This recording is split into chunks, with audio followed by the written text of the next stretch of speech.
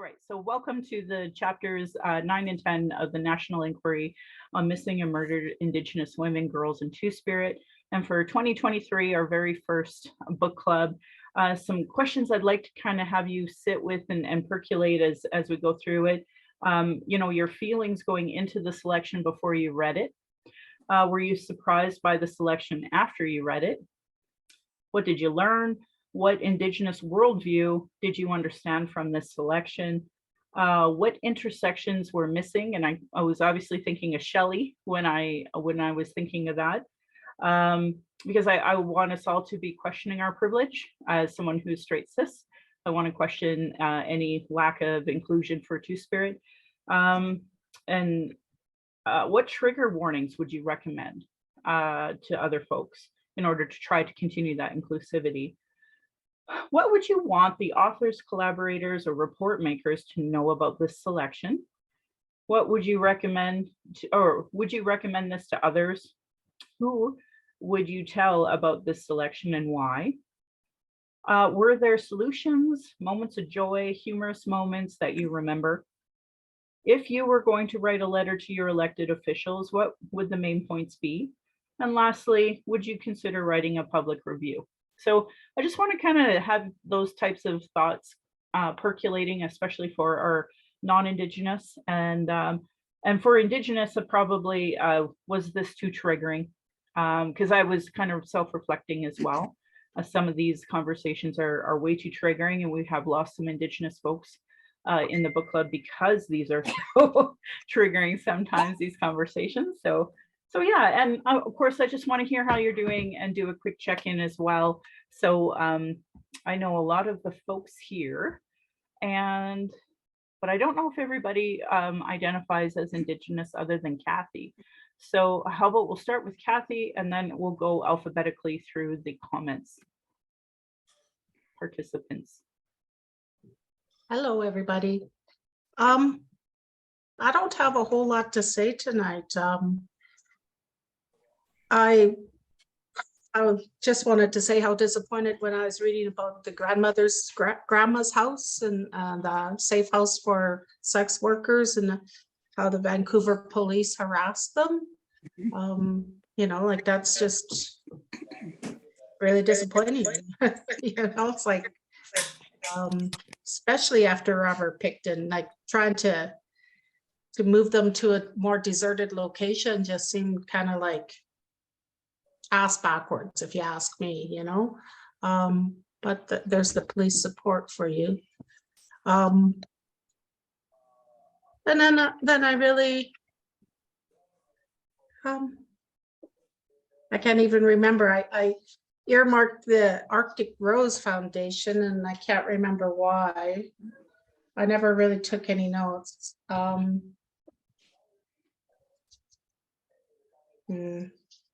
Yeah, sorry, I just, I don't really have a lot to say. I read these two chapters. They went by rather quickly. I liked reading about the Legacy Archive. That was interesting. Yeah, no, I really don't have a lot to say tonight. Sorry. That's all I have. Thanks. Kathy is one of those folks that I consider a good friend, and I was lucky enough to have lunch with her today, and she had made me she beaded this bracelet for me, and she's beaded, I guess, a few for and she brought it up today actually at the lunch for Valentine's Day, the march that's coming up. And of course, I encourage you all to participate. If you don't know what I'm talking about, Marlborough United Church is every evening of Valentine's Day, the murdered women of Calgary are honored. And so it's a march instead of, like for me personally, I'm not a, give me roses, chocolates, take me out for dinner Valentine's Day person, when I know how many folks will never have that and how much violence against women is continued. And it is supposed to be for all women, but typically only Indigenous people come and show up and honor their loved ones. unfortunately. So hopefully one day that will change. And Chantel Shangyong Grey Eyes, she's the one who has typically organized it recently, but it was Suzanne Dews who founded it and started it, along with some union folks and Mount Royal. And as far as I understand, the union still helps with like food and such for every time they do it. So I encourage you to come. Something really cool about that is these red cutouts, cardboard cutouts, and they're to symbolize people who have gone missing. And there's usually names attached to them to kind of honor that person. So if there is a woman that you've lost in your entire life in the last year, typically there's an open mic and you can even honor them that night as well. So I just wanted to let you all know about that in case that was something you wanted to participate within.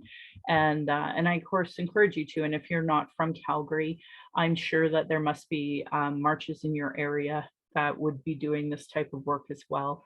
And if not, I sure hope your reconciliation committees start considering doing some of that work. And I would love to see the Reconciliation Action Group support Chantel in the work she does, because in that afternoon you can just show up at the church and, you know, be putting together cheese and crackers and all the food and such that will be laid out for the after feast as well. So just want to throw that out there. And we have some new folks here, so we might as well just start at the top and go down, unless anybody identifies as Indigenous. No? Okay. Rosemary, you're on top, then Carol, Kat, Jen, Kathy, or I guess Marla, Marnie, Shelley, Siri, and then Wendy. I'm Rosemary Brown. I use she and her pronouns.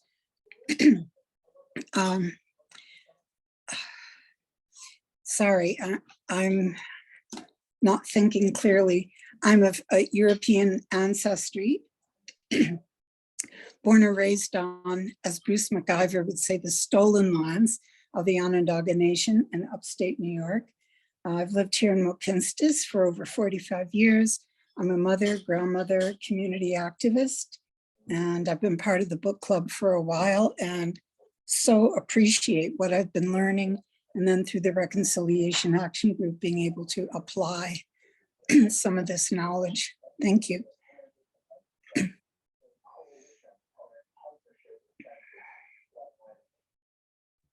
Carol, would you like to introduce yourself? Hi, I'm Carol, and I am, my pronouns are she and her, and I am a settler, and I am here to learn, and I have learned. And one of the things I did, Michelle, is I heard you. And the last time you said when a land acknowledgement happens, it should say, we are settlers on stolen land, we are colonists. And I was actually asked to do an acknowledgement, a land acknowledgement, and I said that. So I said it and there was stony silence and I just carried on. So I've learned, I get it, and I continue to learn.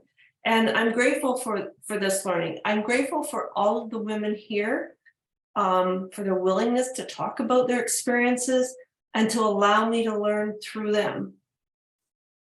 So thank you. Thank you, Carol. And Kat, you're up next. Hi, I'm Kat. I use she, her, or they, them pronouns.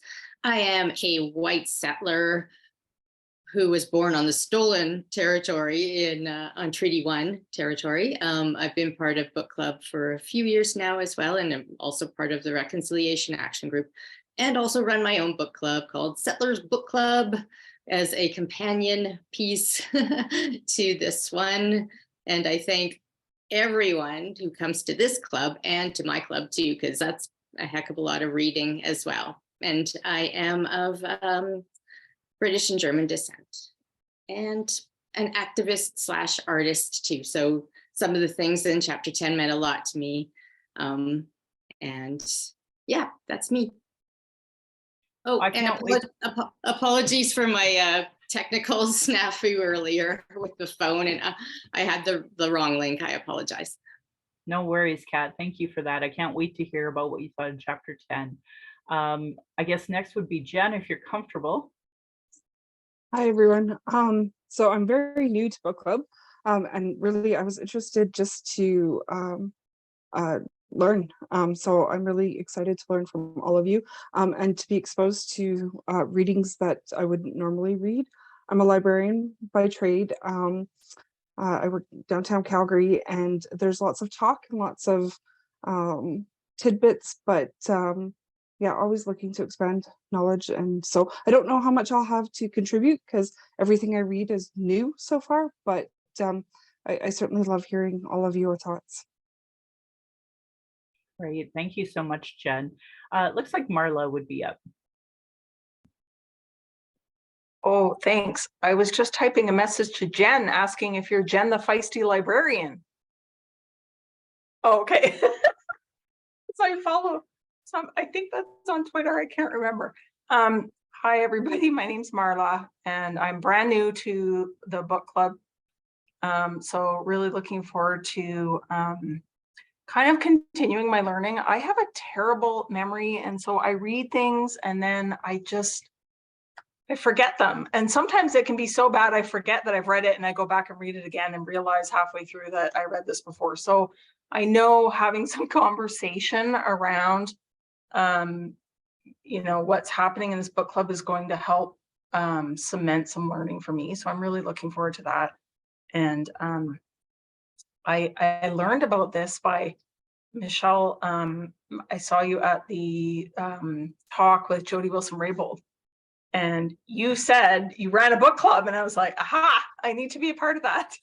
So thank you for mentioning that. And I'm a settler on stolen Treaty 7 land, and my background is German and East Indian, but from a different place. Oh, and my husband Mike is here with us today too. Hi, everybody. I'm Mike. It's my first time here. Happy to be here. I'm also a settler. I was born in Ontario, so just outside the Six Nations there. And I'm of Dutch background. I think, yeah, I think I'm very new on the journey, I would say. So I'm just really looking to listen and to learn. I'm not looking to necessarily speak a lot, but yeah, just to listen and to learn a lot more, because I learned quite a bit by reading this. Thank you. Yeah, thank you both. It's lovely to meet you both, and I hope that you know, you like it enough to keep coming back. So thank you both. Well, thank you all for that matter. I think you're up next, Marnie, and then Shelley, Siri, and Wendy. Hello, everyone. My name is Marnie. I use she, her pronouns. I was born in Oklahoma, and that is Muskogee territory, but that is part of the whole terrible Trail of Tears, where the vast majority of the southeastern United States, the people who lived there, who were that land, were shoved west. And I moved up here to the Niitsitapi Confederacy 40 years ago. And I am a settler, obviously, European descent. My dad is Swiss, first generation living on this continent, and my mom is English and Scottish, and some of her people landed here 400 years ago. So 400 years this year. So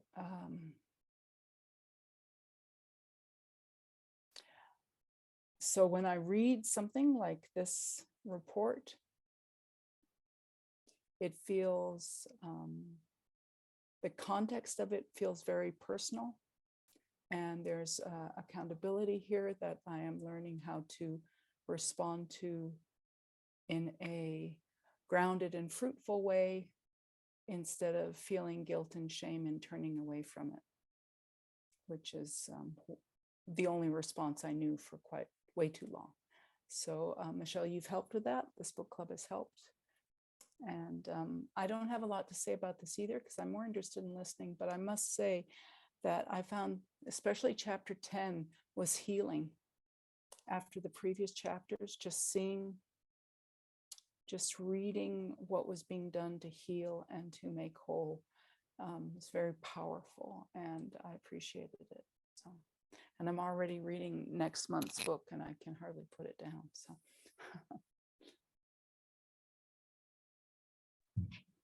That's a great update. I love hearing everybody learning and doing so much great work here. So I just want to say thank you all for that great feedback too, because I did have a crap day, craptastic, where somebody was telling me that I'm just an angry person and I can ruin anything. And I'm just like, you had like, I don't internalize it, but I did for 40 years.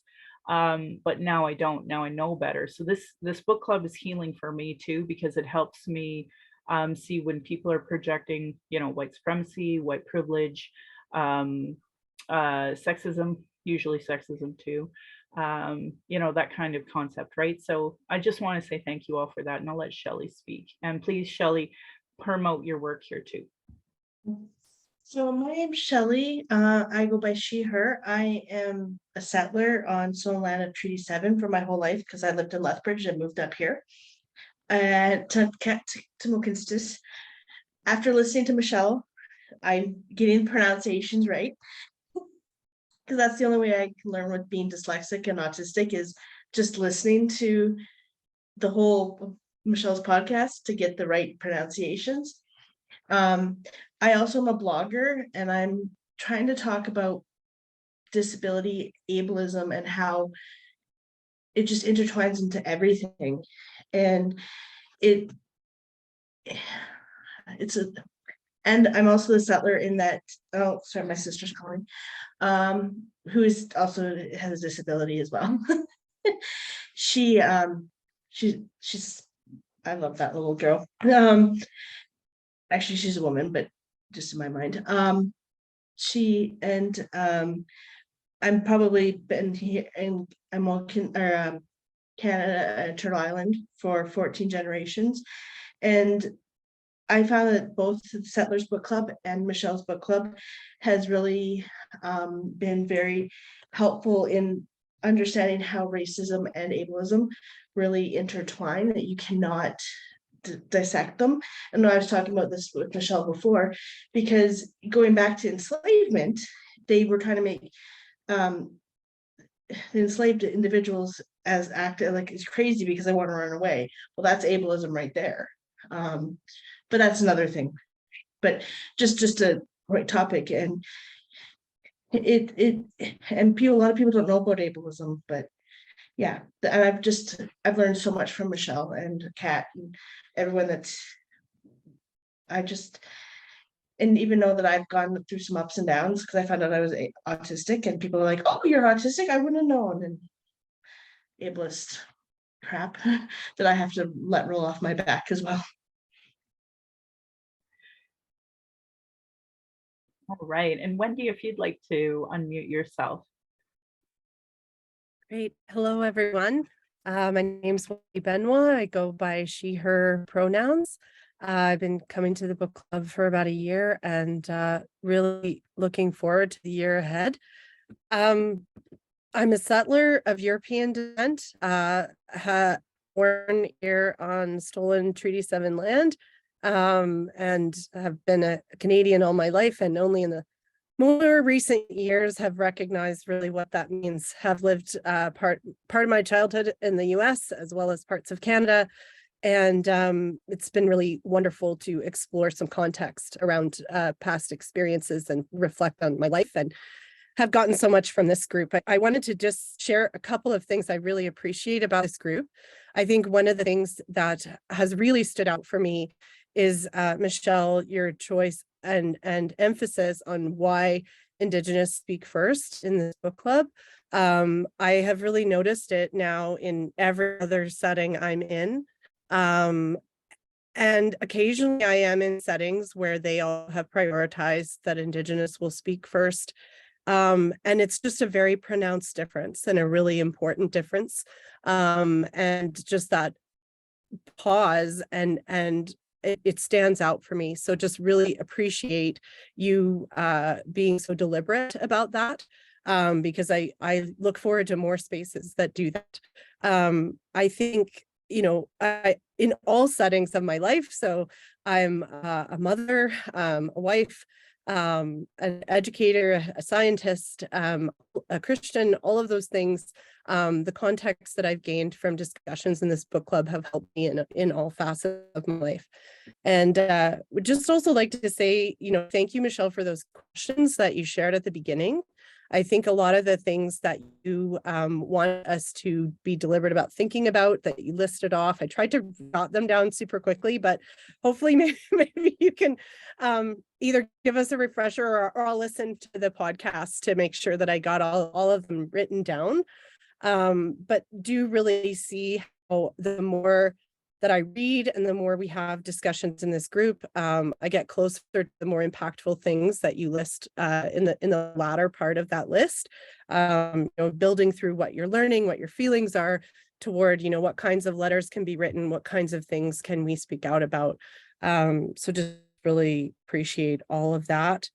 And I think maybe that's all for now, but just really have taken so much value from this group. Oh, one last thing. I really appreciate that you've kept this virtual for a couple of reasons.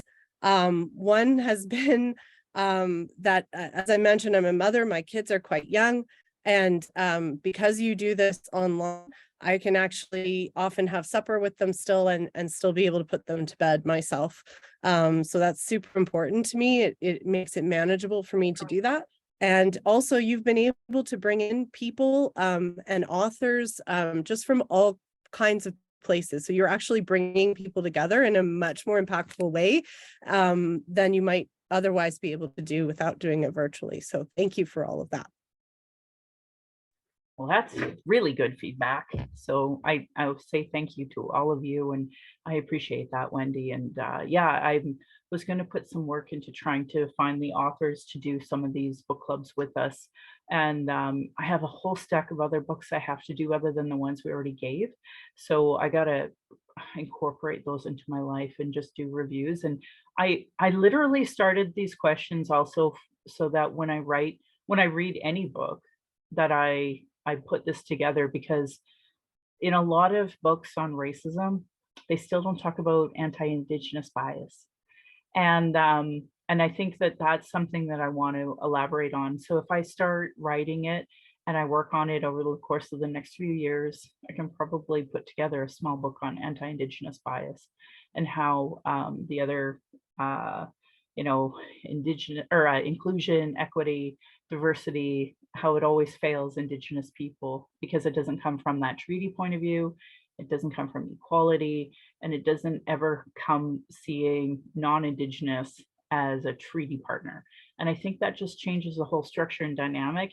And that's why, like, a lot of new immigrants, refugees don't understand what I'm talking about and don't want to understand because they're working so hard to try to fit in this white supremacist world.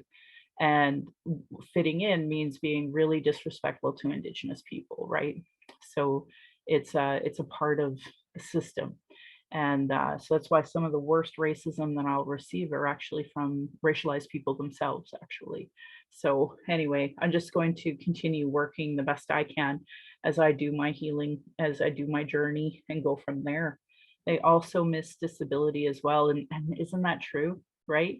And we've talked a lot about how, you know, Indigenous folks with disabilities, like, where do you read that book? You know, and you can talk about Jordan principles, but I find people don't get it. They don't want to get it. I don't know.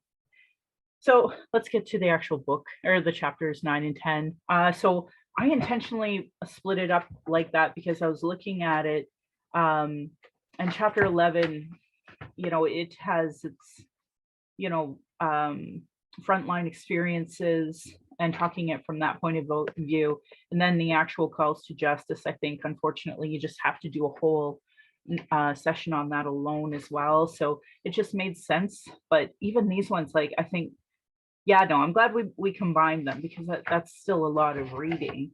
But 80 pages is a bit for everybody. So, and I've already heard a lot of people talk about chapter 10 from an artistic point of view. So yeah, I guess let's just jump in there. I know Kathy had mentioned that there was a few things that she had bookmarked. And so for folks who are joining us and probably don't have the book, first and foremost, it's free. It's available online to anybody interested ever. Just chapters 9 and 10 are from page 1 to 82, basically. And the first chapter is on wellness and healing. And it talks about safety, healing, and strength. It talks a lot about the different groups that are doing some of the work. The National Inquiry's Aftercare Program and Lessons Learned. I thought maybe I'd do a section of reading from that, if everybody's good with that. And then the conclusion of Respect and Connection. And I'll probably read that. Chapter 10, I'm here for justice and I'm here for change, commemoration and calling forth. So it talks a lot about some of the art that had gotten done. And I thought that was, I struggle with that. I struggle with Indigenous people always being seen as artists when it's like, I wouldn't put white people's culture as art, like it's just, I've never really made peace with that, right? So it is what it is.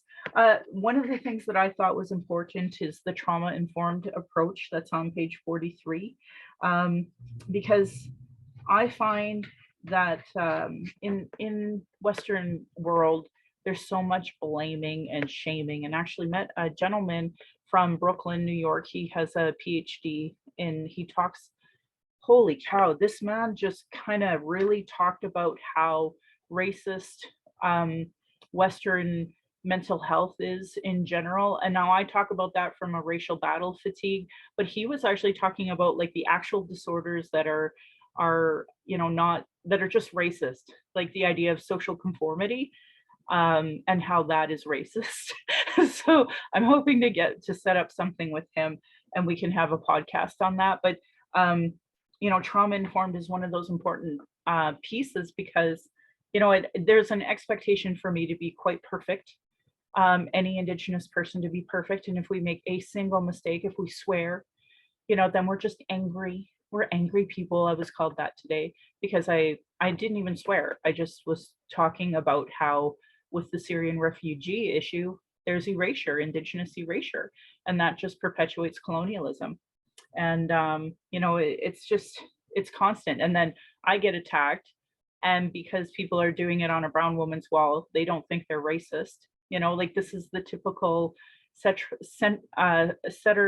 settler colonial ways of being, and then being the model immigrant citizen.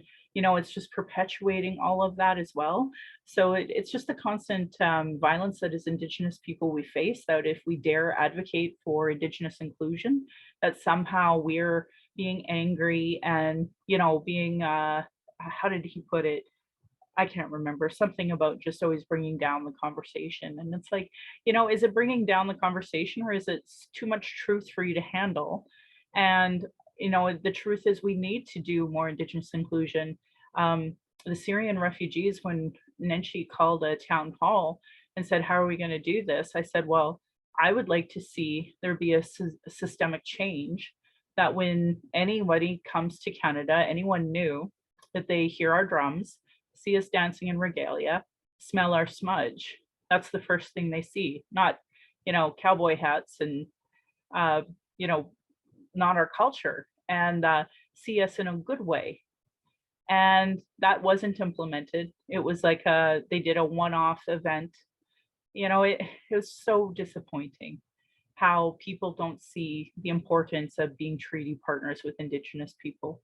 So trauma informed really talks about the awareness, the emphasis on safety and trustworthiness.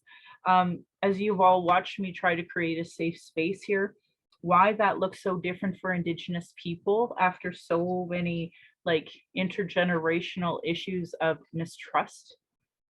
So I really like that component because honestly, I think that Canada needs needs this as like part of their landscape. I've been wondering if we should write a book called The Trauma Country, because it's not just us, ironically, it's all the folks who have left wherever they came from to come here. So the aftercare program, I have some personal feelings about how shit-tastic that was, but at least they tried to explain what they wanted to do. I found that it was really picky and choosy about who they gave self-care to and aftercare to. And if it wasn't for the training I had beforehand, I'm sure I would have found this as incredibly traumatizing. So anyway, chapter 10, the commemoration. Oh, I thought I was going to read that. Where did I learn, or where did I see the conclusion part? Here it goes. Okay. For Monique FH, whose work helping others was informed by her own experiences, drawing from the other stories and experiences of other women gives her the motivation to continue to work and to do the healing. I try to give back to them, providing strength and lifting up others, and doing so in a spirit of respect and connection. These are the principles that witnesses articulated over and over again. Understanding that healing requires a holistic approach, must be delivered in a culturally safe and specific way without an expiry date, is key to ensuring whatever solutions are generated as a result of this process that can be successful. The provisions of self-determined services led by those who know what's best they and their families and their communities might need is this important and basic truth upon which all others must be based on. Now, I think that this is incredibly important because in Alberta, we have so few culturally safe spaces. The majority of places I go into will not allow me to light a smudge. So for example, on the winter solstice, there's an event that happens every year, and it was led by a Métis man named Randy Pages and his friend Nigel, and they founded it. They started doing it. It was something that was started somewhere else, and they do every year. Anyway, on solstice, it's the longest night of the year, and they honor all the homeless people that were lost over the year. So it was like -40. So where they wanted to do it, there's a beautiful statue in the Beltline to honor homeless people. And that's where they originally wanted to do that event. But because it was -40, the city allowed them to do it at the City Hall atrium.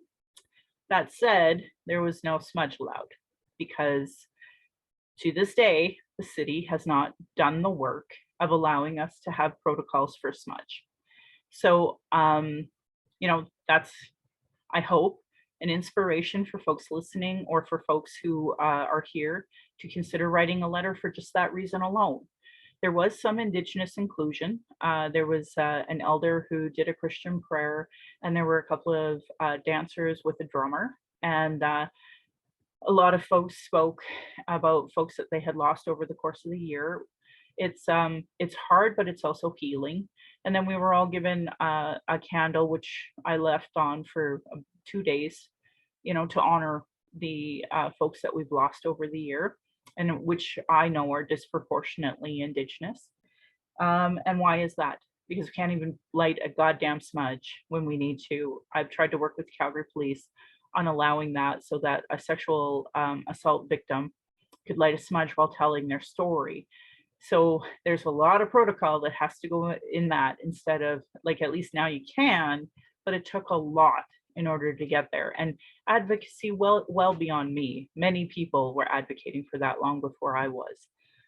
So when we talk about trauma informed, we talk about cultural safety. The new Alberta governments, like, they are absolutely against, in any capacity, it seems, for there to be Indigenous inclusion. So, for example, I'm a part of the White Bison Society, which does training for Wellbriety. And Wellbriety is based more around Indigenous culture and the medicine wheel. There could be a conversation about whether the medicine wheel is a white person's concept of it or not, but that's another day. Bigger picture is that at least you smudge, you talk about intergenerational trauma, and you're not disregarded. A lot of people who are Indigenous, who've had poor experiences at the hospital, teachers, with the justice system, every level of any care you could possibly imagine, can talk about the racism that they experienced without judgment, which is exactly what you get in white institutions. So that's a huge issue, as well as lighting the smudge. So anyway, when we did run, I was certified to teach Mending Broken Hearts, and that was done at the Métis Lodge 43 here in Forest Lawn, because that's one of the only places that you're even allowed to smudge, which is pathetic. So, you know, big push for settlers listening, or for folks here, you know, really push for disability inclusion and for protocols for Indigenous people. It should be standard, but it's not. And people think it is, and they think we're doing a lot of conversation on reconciliation, but we're not there. So just want to throw that out there. Does anybody have any thoughts before we move on to chapter 10, which I know a few folks have already talked about being excited about? Seeing none.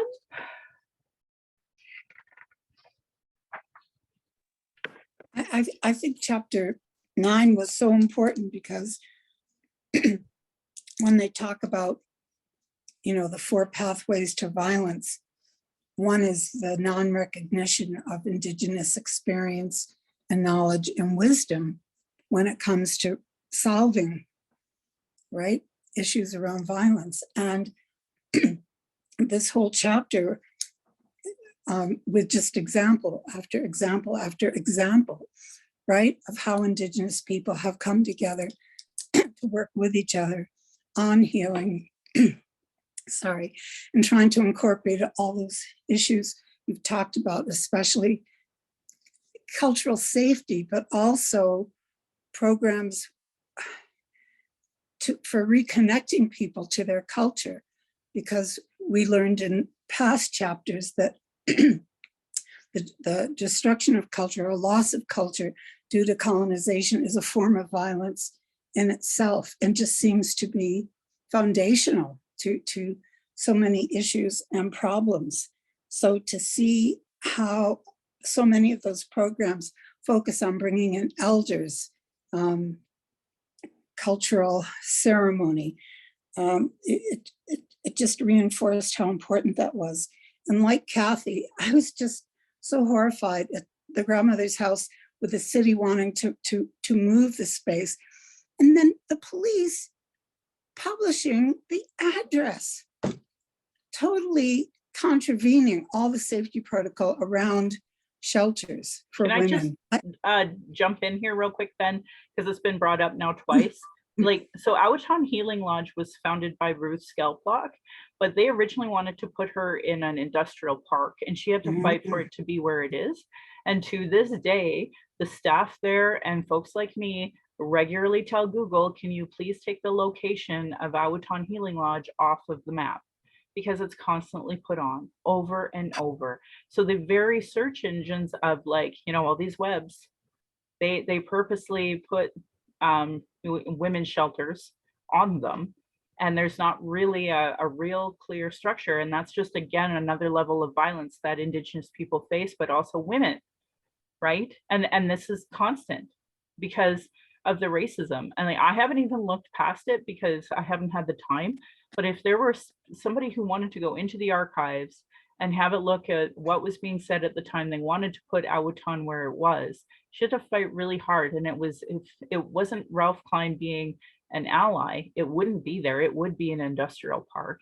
And that's why she calls Ralph Klein her brother, even though she ran for the NDP and knew that kind of broke their relationship. So it's important to say, because it's right here too, and it's every day. So, and so we'll go Shelley, then Carol, but I know you haven't finished, Rosemary, so I apologize. It's okay. It's okay. That was really important information. And I'm just not clear on one thing. Who's putting the address of all the shelters, including Awatan, on maps? Google's, like the search engines themselves, right? Oh, God. Yeah. Okay. Yeah. Okay. Okay. So, I mean, I think I spoke a lot, and I'm sure there's more, but I can't remember. And in turn, do you want me to talk about chapter 10 too? Or no, we're just doing chapter 9 right now? Sure, let's just do chapter 9 and we'll circle back to chapter 10 here Okay, after sure. Shelley and Carol. I said Sherry. Now you two are a thing. You're like, I'm gonna shut up now. I'm used to being called Sherry because that's my mother's name. She named me as close to her name as possible.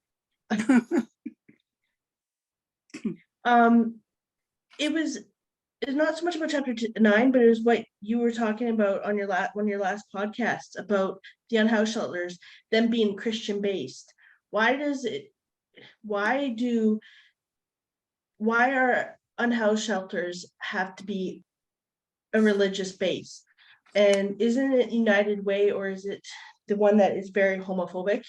Is it United Way, or is it the Salvation Army, you're thinking. Salvation Army, sorry, Yep. not United Way, sorry, Salvation Army was being very homophobic. Like, it blows my mind that and this province can't do harm reduction. Like, I was talking to Michelle about harm reduction with anorexia and bulimia. That's the most deadliest mental health, and it's showing. Yeah, so it's just I thought that was a very powerful conversation that you had with, like, her name escapes me, but it was very, I can't remember her name, I'm sorry. That's okay. It's Stephanie Harp. Yes. Yep. And it's like people are dying outside because they probably do not want to go to something that's faith-based and that it's homophobic, and that people are getting hurt inside. Like, I know there's a worker shortage, but maybe if you pay people to pay more for the workers in the shelters, or actually the whole shelters probably need to be that's another topic. But if the government needs I think that people just need to be, sorry, I'm very upset about this because everybody should be treated the same.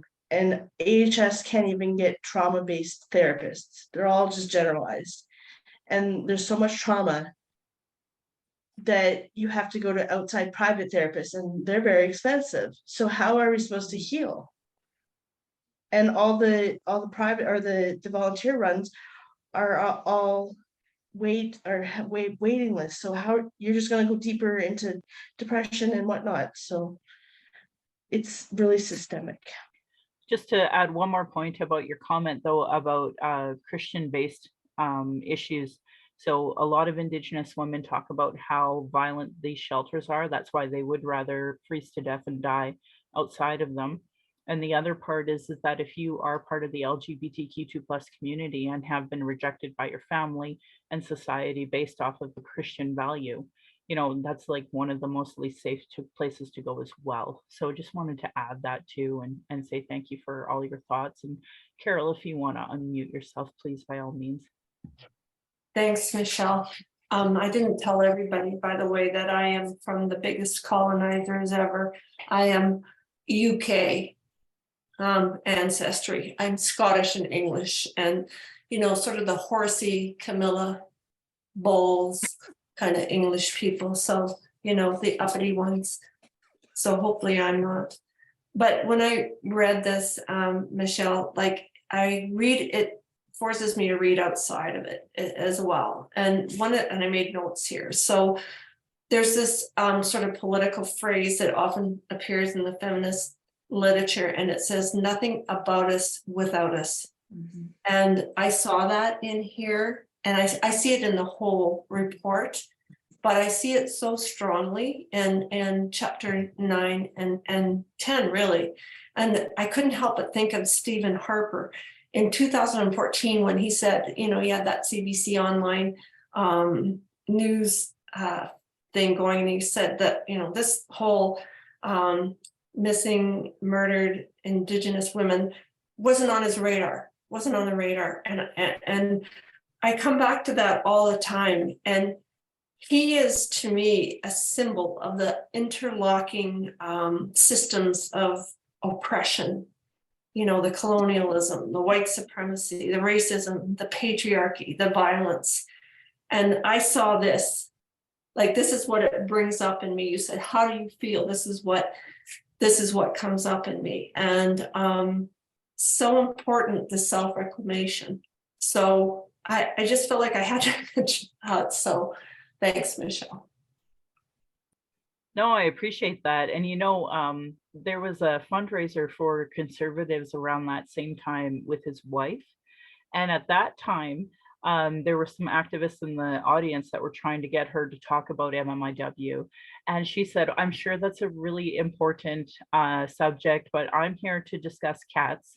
And it was a fundraiser for like a cat-based organization. And that was just kind of like to me, kind of to go along with what you're saying, like here are two white people of total privilege who could care less about Indigenous issues. I mean, at that time, they still had Tom Flanagan on their team, very discredited racist. There are Indigenous people who nationally have theses just to debunk the crap that he has put out in the entirety of his career. And it's so sad when I see like a U of C, continue to bolster the image of people like that they're kind of proud of still, and not debunk some of this misinformation as racist. So like we have recent articles. I have two books that I will not say here, but I have every intention of reading, just to give basically attacking the concept in general of what they're saying.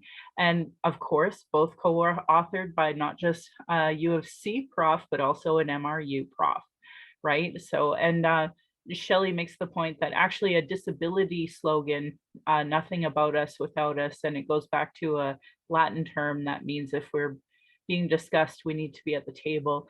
And as you will all know, Canada has the longest history of never having Indigenous people at the table, and imposing the Indian Act and believing they're going to take care of us good little Indians. And it's so pathetic. And hopefully one day people will see, like Hitler literally looked at Canada and went, wow, that's great, let's do that to the Jews. So like how people don't say that more and talk about that more, I'll never understand. So I guess moving on. Oh, go ahead, Rosemary. Just one more thought that I had from Sure. that chapter is that one of the women spoke about how ceremony could be healing. And she said that for her, like the ceremonies that she participated in didn't necessarily come from her specific Indigenous culture, but they still had great meaning for her. So I just wanted to throw that out there to you and Kathy. I mean, I have ideas about why I think that's so, but why do you think that's so? In Wellbriety, we talk about how culture is prevention, and that's just a reality, right? Because I think we don't talk enough about identity, and I think we have so much Indigenous erasure. And then I kind of made a joke in the comment section at one point in time, we're like a gaslight nation, where we've never given space to Indigenous people to tell their truth.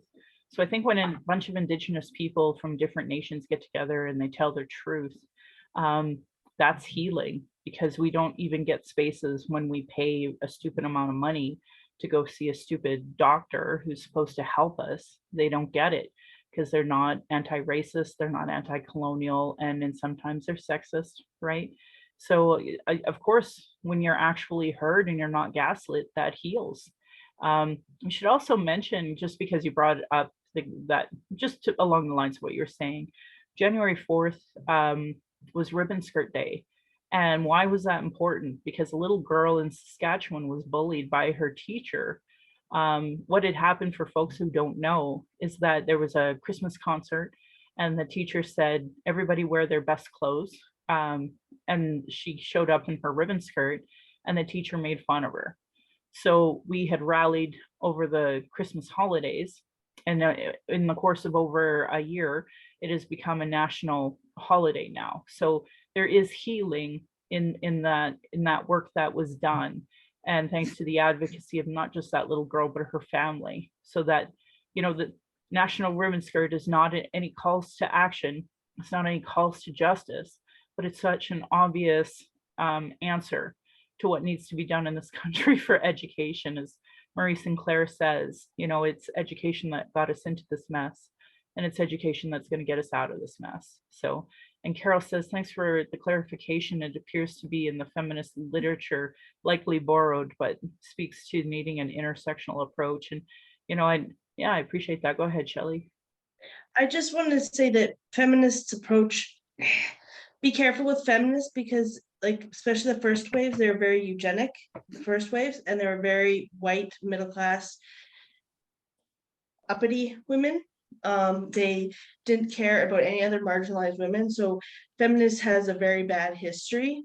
I like to put that out there. I think second and third wave feminism may be better, but the first wave of feminism was really brutal. And just to emphasize that role and that point and the violence against Indigenous women in Mohkinstsis, back in the whole right to vote for women in Canada was based off of the back of a Métis sex worker.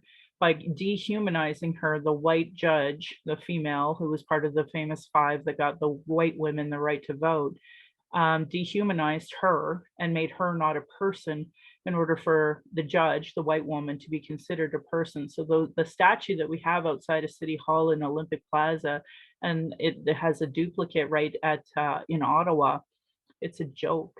And until they add more information and honor, her name was Lizzie Cyr. So Lizzie and then CYR, she is the reason why women in Canada have the right to vote at all. And that was a Métis sex worker.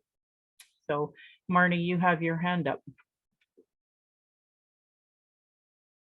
You know, I had my hand up because I thought I had something to say. And since that moment, I've just been learning so much that I realize I know nothing and I don't know. I'll just say what I had to say, but I want to put it in context of having just learned a lot. So one of the things, and when I said that I'd love chapter 10, that was fine, but chapter 9 really got me. It was chapter 9 I meant. I love the healing of it. And I love that, appreciated it. And I felt it. One of the things that I thought was most powerful was the term they use, no expiry date.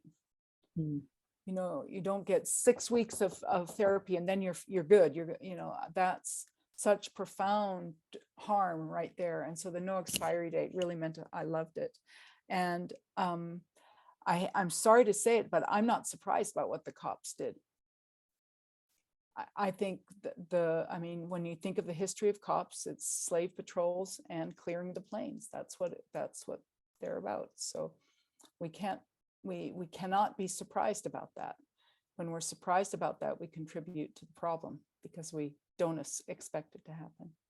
Just such a great point. And we should add that nationally, despite all the defund to fund campaigns that have happened, all the police budgets have gone up nationally, all of them. The Calgary police budget is over $1 million a day. Imagine what one shelter could do with $1 million, never mind a day. So, and the other thing is about the Christian shelters. What I understand of them is that it's not just the religion, but it's also the abstinence based. And yep, great point. So that also doesn't always work for people in any meaningful way at all. So. And back to your expiry date and that concept of what I find with Indigenous people that Canada does to, you know, constantly undermine us is that they have small contracts. You know, oh yeah, we'll run this one program, but it can only be 6 weeks. And it's like, if you can't make it between this time and this time, God forbid you work, God forbid you miss one class, something like that, right? Then it doesn't work. So yeah, that's really problematic too. So great points to add to there, folks. All right, should we move on to chapter 10? Seeing unanimous. Okay, so this one, I'll just read a little bit of the intro. Everything that our ancestors took, they turned into beauty, such as art. They used every tool that they ever had access to write, to tell us stories, to record history. So from carvings to painting on rocks to tools of beadwork, you know, the way we dressed, all of it was stories of our identity, our history, and who we are as people. What I'm going to read this part. This concept goes beyond the traditional confines of what has been understood as commemoration in Canada. Among the other changes, the Truth and Reconciliation Commission calls to action have changed the dialogue around commemoration, compelling non-Indigenous Canadians to begin to acknowledge and remember the ongoing impact of colonialism on Indigenous peoples and communities. The TRC calls to action 79, 80, 81, and 82 all speak to the importance of approaching commemoration through a new lens. This includes Indigenous representation in decisions on commemoration, the establishment of new initiatives such as a National Day for Truth and Reconciliation, and residential school monuments across the country for victims of the system. In addition, Call to Action 83 is a call for the Canadian Council for the Arts to establish as a funding priority a strategy for Indigenous and non-Indigenous artists to undertake collaborative projects and produce works that contribute to the reconciliation process. So, and it goes on about talking about that for folks who are listening in. And the Legacy Archive, honoring the lives of women, girls, and 2S LGBTQIA people in future generations. I think that that's incredibly important. Like, we should be basically saying everything. The complicated nature of archives. I could tell you stories as the MMIW co-chair of the craptastic things that the Calgary Police and the whole coroner system does to folks that they find that they call unclaimed. Can you imagine calling someone unclaimed? There's references to UNDRIP, the Legacy Archive policies that would include Articles 8.1, 11.1, 12.1, 15.1, and 31.1. And the calls to action 13, 79, 43, and 44 to talk about artistic expression of legacy, archive, and commemoration. And for folks who may not have the book, there's some beautiful pieces in here that I just wanted to tell everyone about. So page 64 shows a beautiful red willow basket. And it says here, at each of the hearings to symbolize the process of truth, gathering truths, which are then woven together as a whole. They have a glass feather that was done by an artist. They have heart-shaped felt pieces with tiny moccasins that are attached, tiny mitts that are attached, brown baby booties, those were donated, and then a beautiful art piece by Monica Rumbald called Motherly Love. Star blanket that has small pieces of individual work put together. And that was a community art piece that was put together. A beautiful Anuk picture of a sister drumming in faded red. This is 66. There's some poetry on 67. And then we talk a little bit about the healing and kind of the talkings about what people were going through when they made their art as they go through it. And you know, Kathy, I know you don't have a lot to say, but between some of the sewing and beading you do, you know, maybe sharing what happened at that Cindy Gladue making space workshop that they had for 2 days, and what Cindy's family did and the pin that you had made that I got to see today, if you're comfortable. Yeah, it was just really nice to spend some time with her family. Being that I'm so shy and kind of awkward, I didn't actually go up and introduce myself to them. They were at the one end of the room at a table for some of the time. They actually had them in their own family room for most of the day.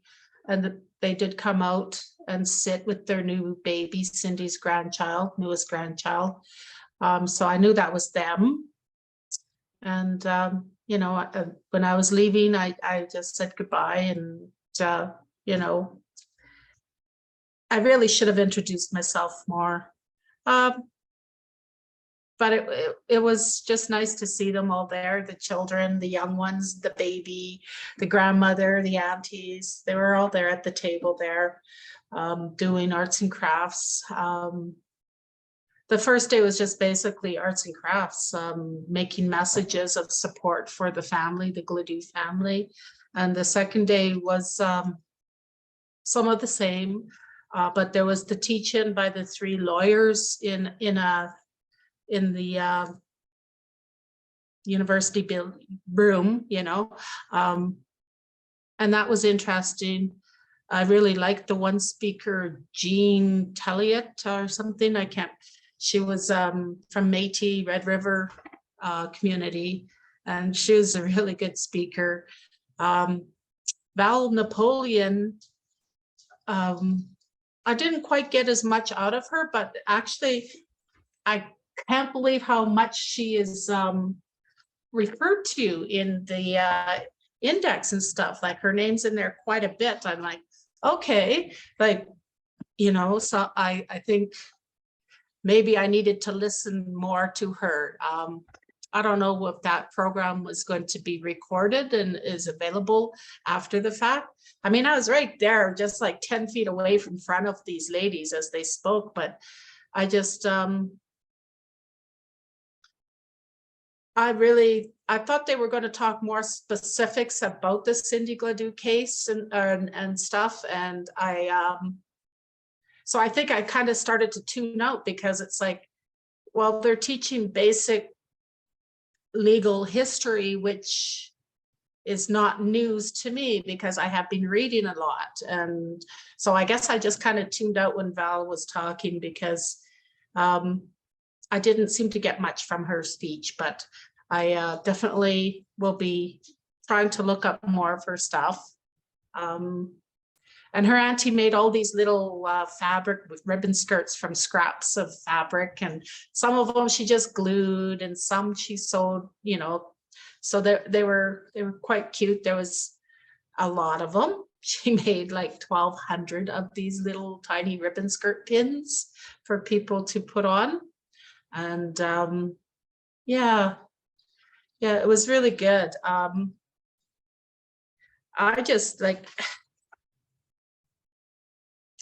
just wanted to know more about it. I think I wanted to know more about what can we do to stop this kind of, like, you know, the whole trial was just so disrespectful, and I wanted to hear more. I was hoping there'd be like, this is what we're going to do to stop anything like this happening again. And there was none of that. So, you know, like I guess that's what happens when you go in with preconceptions, right?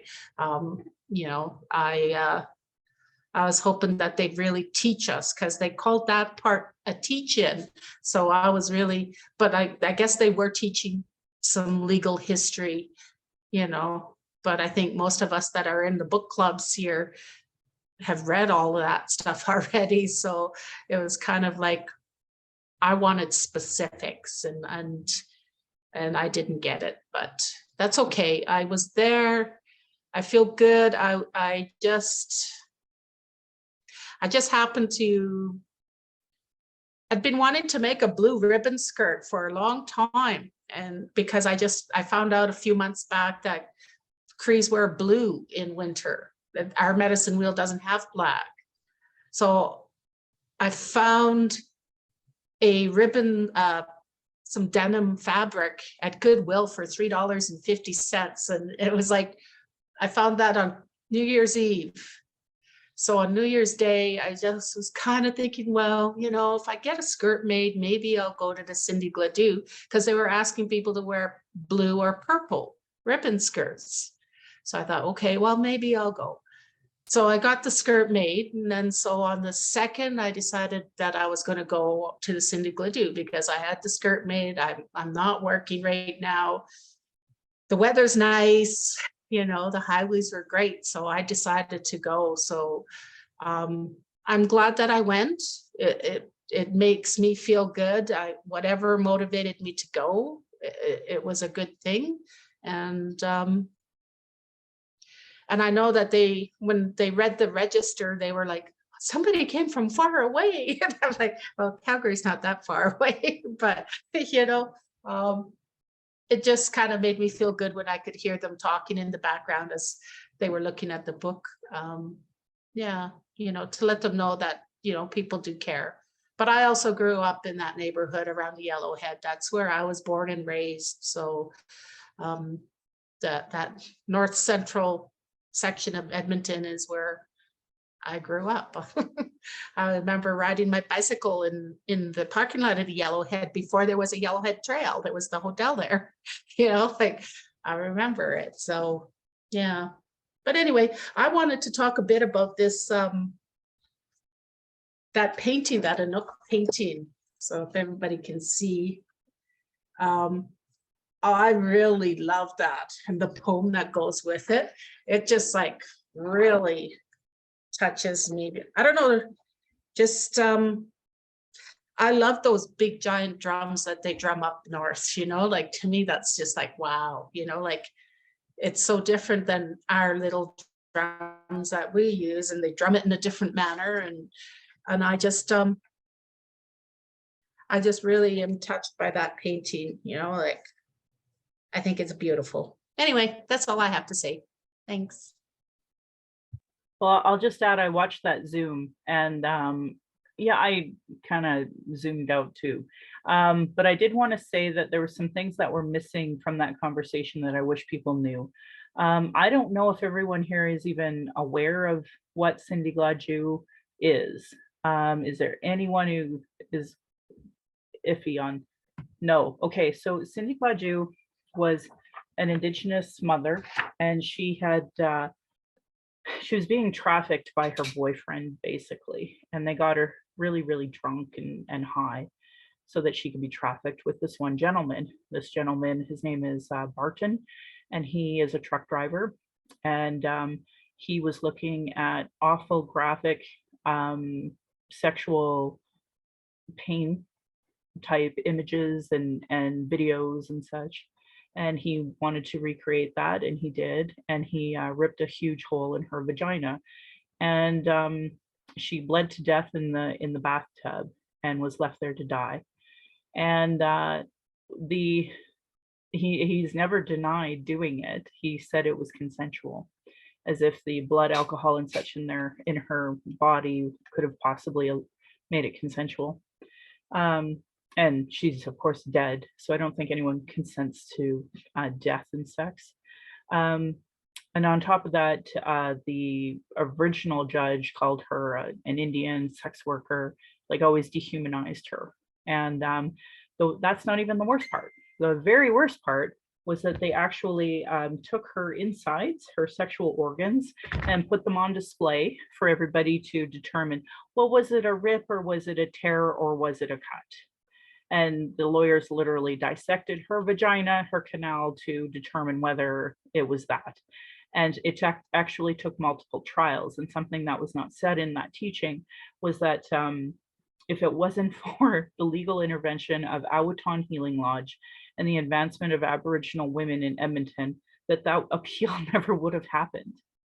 So, like, if it wasn't for Indigenous women like talking about it, we've had 2 rallies here in Calgary. I led both of them, and the only organization that showed up was Shift the first time. They didn't show up the second time. So just to give an idea of how awful this was, and I couldn't believe white women alone weren't mad, because it set the legal precedent that it's okay for all vaginas now to be a part of the court proceedings. And so she was never buried whole. And that's a major spiritual issue for us too. So for folks who are unaware, you know, so now the family is trying to heal from this. And, you know, Canada, I would argue, has never properly acknowledged her. Like, you know, a little girl gets bullied from wearing a ribbon skirt. We have a national holiday, rightfully so. What happened to Cindy Gladue should be the biggest black eye to Canada.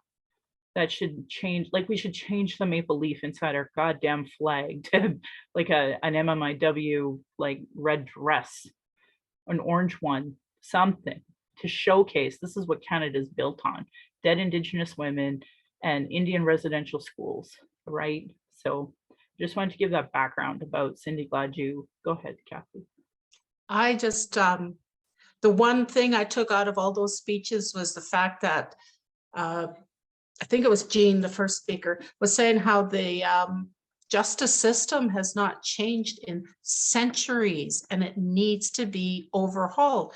She's like, it's the only profession that you could be this 200 years ago and you could go into a courtroom and perform your job 200 years later, exactly the same. You know, like physicians can't do that, you know, like, yeah, nobody else can do that. And that really kind of blew me away. Like that was a good point that she made, that our justice system is archaic and really is in need of an adjustment, especially in this time of reconciliation. And I think Indigenous people should have at least 1/3 of the vote on how it changes. I'd say At half, least. if not full. 'Cause Yeah. they fucked up for over 150 years. We don't need another 150 years of fucking up, frankly. So, Yeah. you know, like, holy. All right. So,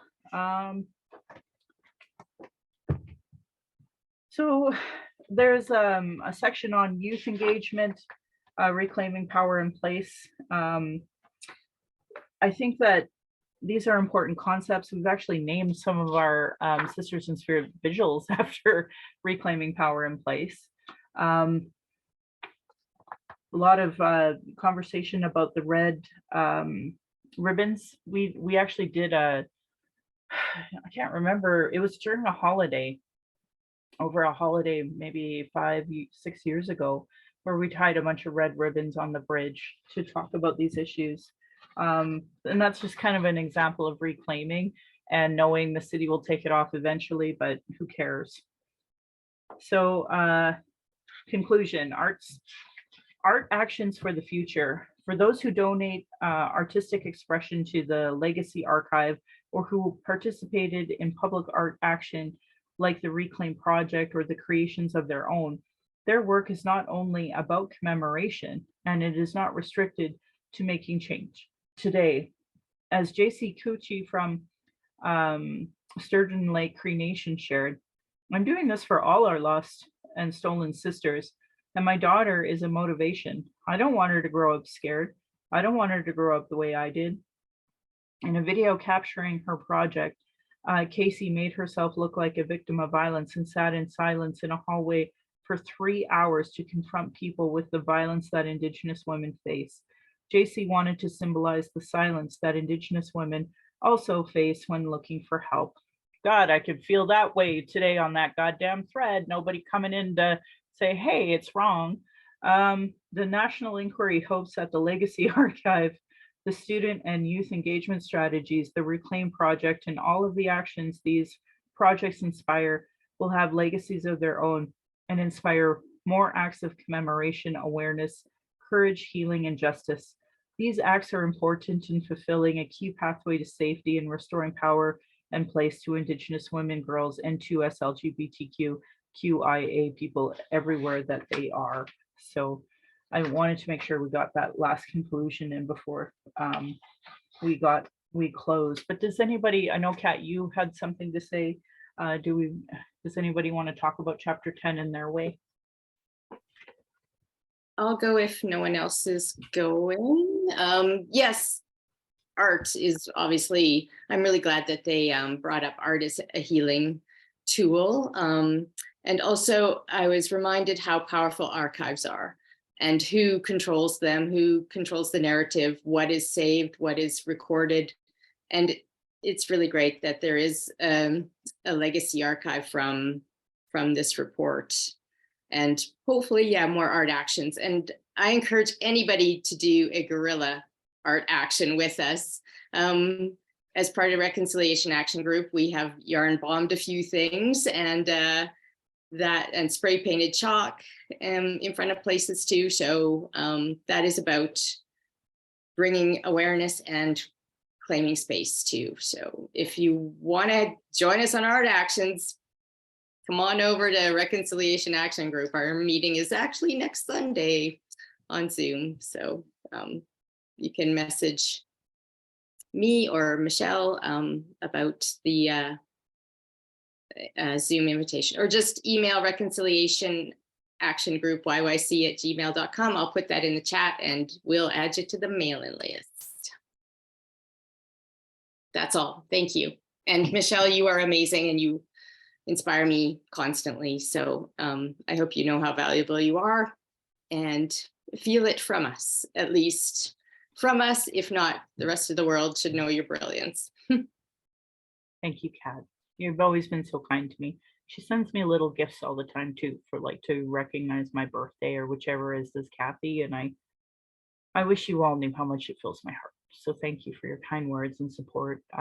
You know, you've watched people attack me and leave. So thank you for staying the course. And because she brought up the Reconciliation Action Group, something that I was sharing to a few folks in the Reconciliation Action Group is that one of our fellows, a white man who uses his privilege in a good way, Dr. Jeff Halverston, he is going to be on a panel discussion on interrogating whiteness.